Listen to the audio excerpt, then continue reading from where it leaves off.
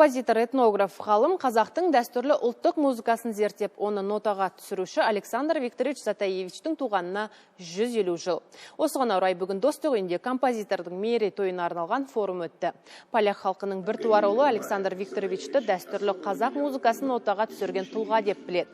Себебі 1923 жылдары Затаевич жол қиындығына қарамай қазақтың мың әнін жинап қағазға түсірді. Оларды топтастырып, этнографиялық жинақ шығарды. Шара аясында оның өмір баяны және қазақ музыкасына қосқан үлесі жай айтылды. Ал Қанабек Байсейітов атындағы саз колледжінің білімгерлері композитордың туындыларын нақышына келтіре орындады. Затаевич түсірген әндер, соны кейін Брусиловский, Латип Хамиди сынды басқа да композиторлар, осы қазіргі уақыттағы композиторлар бәрі сол Затаевичтің еңбектерін қолданып келе жатыр.